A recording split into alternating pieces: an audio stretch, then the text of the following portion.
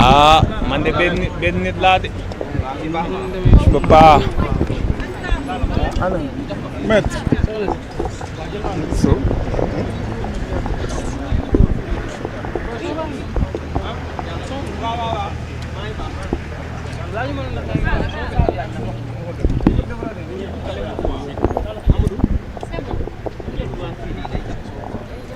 Ah, yéen am ngeen yéen.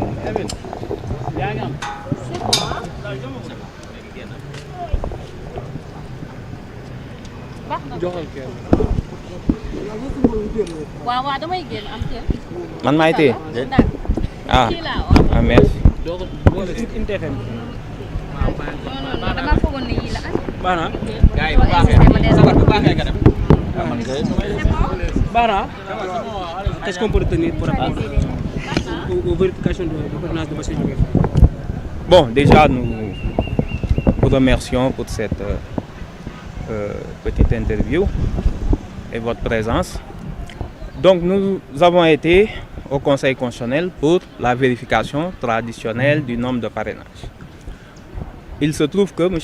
Bassirou Diomaye Diakhar Faye a validé 40 012 parrainages. Nous n'avons pas eu beaucoup de doublons internes et de doublons externes. Cependant, nous avons été très surpris de trouver un grand nombre, un très grand nombre, autour de 12 000, d'électeurs non identifiés dans le fichier électoral. Je pense que c'est récurrent, vous l'avez entendu chez beaucoup de candidats. C'est un phénomène qu'il faudra sans doute que le Conseil peut-être a intérêt à essayer d'investiguer au niveau de la DAF, parce que 12 000 électeurs, et vous savez quand même le sérieux dans lequel tous les candidats, je pense, hein, pas que nous, on travaille, avec le sérieux avec lequel tout le monde a travaillé. Donc trouver 12 000 électeurs, pour d'autres c'était 20 000, etc. Je pense que ce nombre va finir par atteindre un important pourcentage du fichier électoral. Si on continue comme ça, ce n'est pas une question de doublon. Nous n'avons pas un problème de doublon.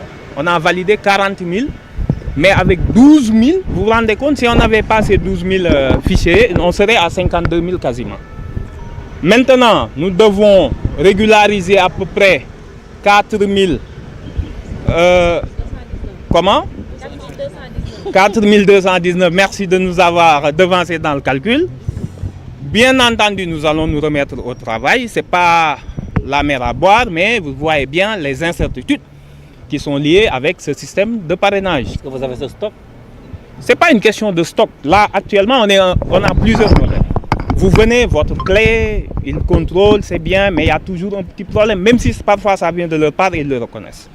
Le problème qu'on a, c'est comment maintenant, devant une pièce d'identité valide, où c'est marqué électeur inscrit au fichier électoral. Nous n'avons aucun moyen en tant que candidat de vérifier. Le fichier n'est pas disponible, on comprend peut-être, voilà. Nous n'avons aucun moyen. Si cette personne a été enlevée temporairement du fichier, pour des raisons qu'on ignore, on ne le sait pas. Nous ne savons pas si les gens ont été enlevés temporairement, si ces gens ont été enlevés à la suite de la révision qui a eu lieu. Mais vous vous rendez compte, si pour nous c'est 12 000, les autres 30 000, mais c'est qu'il y a énormément de personnes ou qui sont décédées, ou de personnes qui ont perdu leur droit civique, ou de personnes qui ont déménagé, ou de personnes qui l'ont demandé. C'est beaucoup, c'est beaucoup. Donc il y a un problème, il faut le résoudre. Je pense que nous allons essayer, avec les informaticiens et bien sûr tout le staff, de travailler sur le dossier. Et puis, comme tout le monde, c'est un aléa. C'est une sorte désormais de loterie, il n'y a plus de rationalité. Nous nous contenterons de ça. Voilà, ce n'est pas que les grands ou les petits, c'est devenu quasiment inexplicable si on se base sur le point de vue de la raison. Cette histoire de fichier, je pense que tôt ou tard, quand même, la DAF devra communiquer pour nous expliquer. Voilà.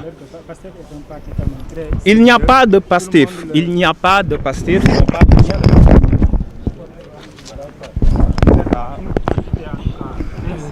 Oui. étiez au courant des aléas du parrainage, pourquoi vous avez choisi ce mode de parrainage citoyen au détriment d'un parrainage par les élus, par exemple? Non, ça, vous savez, un candidat sérieux, quand on vous donne une facilité et que vous voulez montrer que vous avez une représentativité, vous avez le choix. Nous, on a eu d'autres impératifs que vous connaissez, que ce soit judiciaire et autres. Nous avons choisi, nous, de montrer que nous avons une représentativité nationale qui nous permet d'aller au parrainage citoyen. On aurait pu choisir la facilité. Il y en a un qui a annoncé qu'il avait 5 millions, il s'est réfugié derrière le parrainage de ses... Combien de documents il a gaspillé? Vous vous rendez compte le nombre de photocopies pour 5 millions? C'est 500 000 copies, mais bon, bref. L'essentiel, nous nous mettons au travail. Bientôt, vous aurez peut-être un communiqué qui va vous expliquer, si nous sommes convoqués à nouveau, ce que nous allons faire. On vous remercie. D'accord, peut-être que ci wolof rek bi nga génnee ci kii bi lu ci mën a jàpp jàll ngeen am jàlloo leen. waaw asalaamaaleykum ñu ngi nuyu mbokk Sénégal yëpp bi ñu duggee ci conseil bi donc pour saytu conseil bi ak ñun saytu li ñu ko jox ci fiche de parrainage gis na ni validé nañ daal ba mu manqué ñu loo xamante ni ay 4000 lay toll 4000 parrainage yoo xamante ni manqué na li ñu gën a sonal mooy conseil bi dafa ni moom daal jot na lu mat fukki junni ak ñaari parrain je pense que 12000 traduire naa ko bu baax yoo xamante ni dañ ko am mais moom bu seetee ci fichier électoral bi ñooñu du leen gis te du la wax lan moo tax du la wax ndax ñoom dañoo bi ñuy binduwaat bi ñuy def commission révision des listes est-ce que ñenn ñi dañoo faatu ndax gis ngeen ni candidat yu bëri benn problème bi lañ am mooy ay 12000 15000 20000 ñun yàllaa ñu dimbalee xëy na suñu parrainage baax ba mu bëri ñuy doublon yooyu mais kon normalement sax duñu mën a yegg si fii ñu yegg si léegi nag ñooñu foog ñoom ñu jéem a xool conseil bi ginnaaw dalul ku ndaw dalul ku mag seetlu nañ ni ñu bëree bëri la dal ñoom ñu jéem a xool ak daaf lan mooy problème mu ay nit ñoo xam ne am nañ carte d'identité ñu bind ci inscrit électeur lañ mais boo ko dugalee tey jii ci fichier bi ni la xamu leen te ñun yëguñu ñu bëree bëri ci ñoom te loolu day poser problème ci élection yi ndax ñii ñuy wax fichier introuvable ku ne ci ñoom ngee carte d'identité donc su demee di voté ji dañ naan ko fii du sa bureau de vote parce que génn nañ la ci fichier bi te yëgoo ko au-delà de affaire u parrainage yi conseil constitutionnel dafa am intérêt lijjanteeg daaf ce nombre là boo xamante ni ay personnes nee nañ xamuñu leen gisuñu leen nekkuñu ci fichier bi te koo laal ci ñoom dina ne la voté woon na ci législative léegi nag ñu ngi remercier en tout cas suñu équipe yeeg la population qui nous a soutenu ñun xam ngeen ni ñun ñoo mujjee ñëw ci mbir mi ñun moom daanaka 28 jours la ñu am pour ñëw ñi si des moom am nañ daanaka plus de 60 jours mais loolu du problème bi donc du excuse bi mais ñu ngi ciy liggéey incha allah ñu ngi wax ñëpp ni leen jarul jaaxle ndax li ñu war a changer bariwul dinañ ci def lu ñu mën incha allah léegi nag li ci des conseil bi moo war a saisir peut-être la DAF ñoom ñaar ñu seet après fii ak élection yi problème boobu lan moo ko indi donc ñu ngi leen di remercier.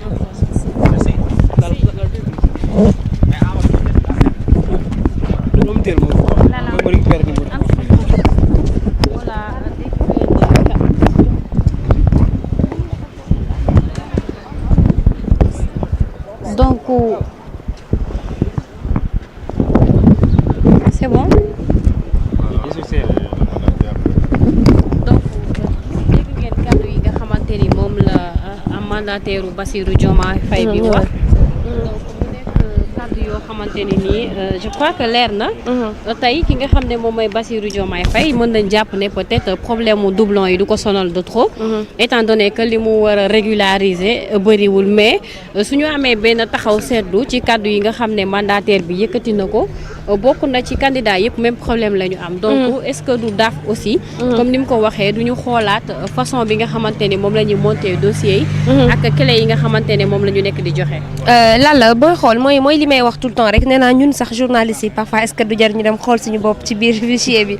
est-ce que ñu ngi ci parce que depuis samedi loolu la ñu constaté ku génn da nga naan li nga am ci ay doublons bari na certes mais li nga am ci ñi nga xamante ni figuré wuñu ci fichier électoral bari na cas bu mel nii moom la Cheikh Abdou Mbacké Bara Dolly doon jooy la fois dernière sauf moom dañ ko recalé complètement par contre nag kii di Bassirou Diomaye Faye moom nag deuxième tour la daal di dem tey bu ñu sukkandikoo ci kaddu ki nga xamante ni moom moo nekk mandataire am di Amadou Ba di mandataire bu Bassirou Diomaye Faye la mu xam le moom moo di ñoom fi mu nekk nii lu toll ci 40 012 parrains la ñu daal di validé waaye tamit lu toll ci 12 000 électeurs ne sont pas identifiés ci fichier électoral bi donc nag bu ñu sukkandikoo ba tey ci ay kàddoom lu toll ci 4 219 la ñu war a régulariser pour mën a compléter li nga xamante ni moom mooy gap bi leen manqué mais bu fekkente ni sukkandiku nañu ci kàddu yi nga xamante ni Amadou Ba loolu la daal di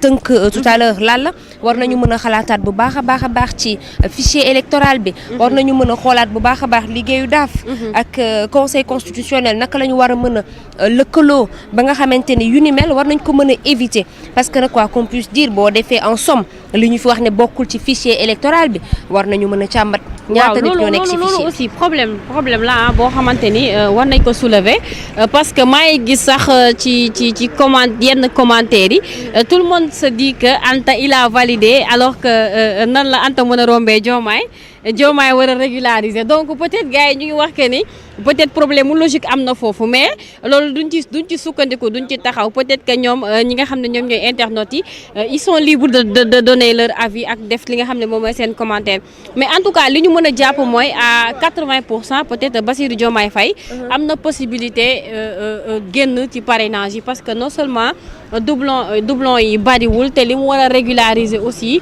bariwul donc peut-être moom moo tane ay exemple boo xoolee benn Mame Boye Diao mi ngi war a régulariser ay 11 000 et quelques parrains Pape Djibril Fall donc moom mi ngi war a régulariser ay 13 et quelques mille ak ñeneen ba ci Mimi Touré donc tey mënuñu aussi wax ko ni ñoom ñëpp benn problème la ñu am maintenant li nga wax aussi c'est une probabilité parce que li jëm ci wàllum fichier bi ñoom amuñu ci accès mënuñu vérifier kii électeur la wala du électeur donc ñoom ñi nga xamante ni ñoom ñoo am possibilité vérifier loolu à l'avance war nañu veiller ci li nga xam ne moom mooy fichier bi de ce fait tey di nga xam kan moo nekk ci liste yi ak ku ci nekkul maintenant dafa am benn problème bu am ci carte d'identité yi ñu bëri ñu ngi réclamer que ni seen carte d'identité yi non inscrit lañ ci def waaye léegi su fekkente ni xaaju carte d'identité yëpp non inscrit lañ ci def aussi dafay jur beneen problème doon lekku si ñi nga xamante ni nee nañu ñoom seen pièce d'identité inscrit nañu ci biir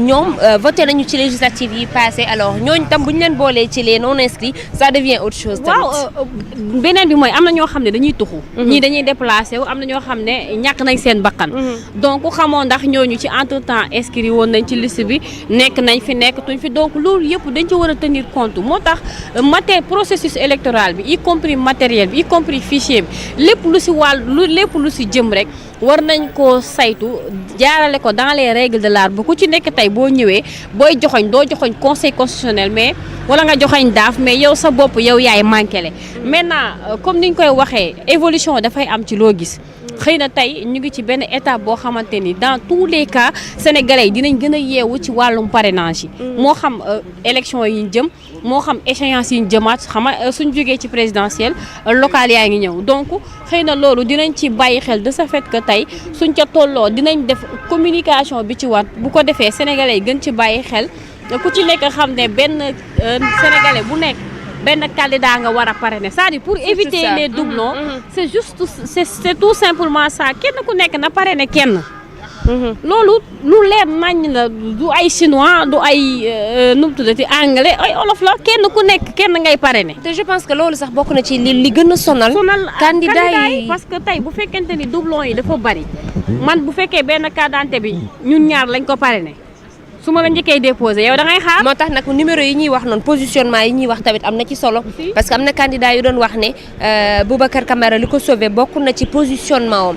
maanaam premier bi nga xamante ni génn na ko ci tirage au sort bi donc moom même bu fekkente ni am na ñoo xamante ni am na ay doublons moom moo leen njëkk a jàll ci contrôle bi donc moom mooy ëpp chance keneen ki nga xamante ni par exemple bokk nañu ak moom ay doublons donc ñeneen ñooñu dañu leen di recalé. voilà donc en tout cas am na ci solo comme ni nga ko waxee ba tey rek mbir mi ngi continuer fii ci conseil constitutionnel ki nga xamante ne moom mooy Bassirou Diomaye Faye moom jàll nañu ci moom mu dem deuxième tour validé 4012 parrains, il a 6609 doublons, il va régulariser que 4219 donc ñoom aussi am na liggéey bu am solo bu leen di xaar ki nga xam ne moom mooy Amadou Ba mandataire de BDF nous n'avons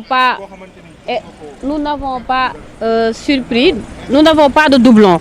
Nous avons été très surpris d'avoir 12 000 électeurs non inscrits sur le fichier électoral.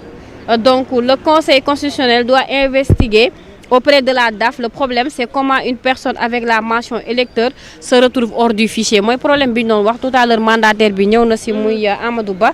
Donc problème boobu aussi, il faut que au niveau de la DAF ñu jéem a régler rek loolu xool naka lañ ciy demee. Donc su Bassirou Diomaye Faye jàllee dañuy dem ci beneen voilà